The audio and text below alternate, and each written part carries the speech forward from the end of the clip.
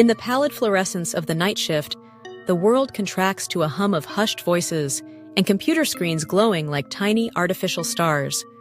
Amidst this muted constellation, Anila moves with silent precision, blending into the rhythm of machinery and midnight hours. She is dusk incarnate, warm, quiet, impossible to hold.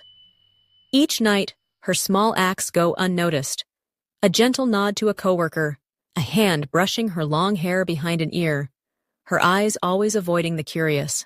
When the clock strikes the end of shift, she drifts out the door like a whispered secret, swallowed by Salem's sleeping streets. But those who work beside Anila sense something beneath her reticence, a subtle tension, a magnetism, as if she carries a world inside her. The hush that follows her is not loneliness, but the pause before a summer storm, the heaviness of unspoken stories. All of this captures the attention of Karthik, a newcomer with laughter in his eyes and a heart hungry for mystery. Salem is new to him, the glow of this office a universe still to be mapped. He gravitates toward Anila, at first with breezy banter and sly jokes, then with thoughtful gestures, an extra coffee steaming on her desk, a painted sticky note blooming with a sketch of a night flower. She responds with small, uncertain clues, a rare, shy smile, a fleeting laugh caught between sighs.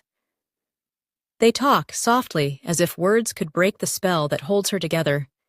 Yet always, when he invites her beyond the office's borders, she turns away with a tenderness edged in sorrow.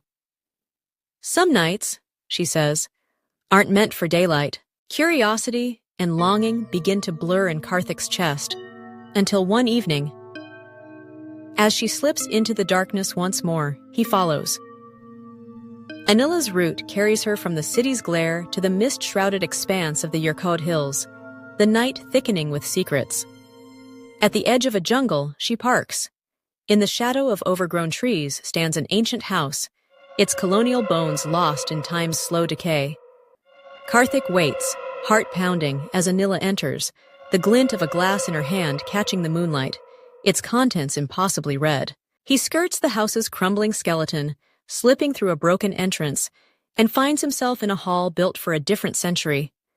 There, he glimpses Anila, no longer alone, but encircled by her kin.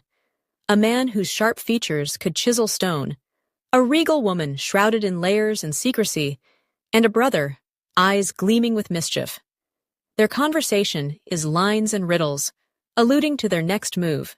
The need for isolation, phrases like quieter place and fewer people, hang in the air, dense with threat. A silence fractures the scene. Heads turn. The family inhales, and crimson eyes settle on Karthik, as if they had sensed him all along. The air freezes, heavy with things unspoken. Anila steps before him, everything she has tried to conceal spilling from her eyes. She is hopeless and furious. The conflict tears at her voice. "Please," she whispers. "We don't have to." But the others close in, hunger plain on their faces. In one desperate act of defiance, Anila stands over Karthik and tells him the truth. Her words are blood and tears. Her family, vampires, have survived centuries by skulking in humanity's shadows, always moving, always hiding. She had hoped to keep him safe, to let him walk away unscathed. But hope now flickers, a candle guttering in a storm.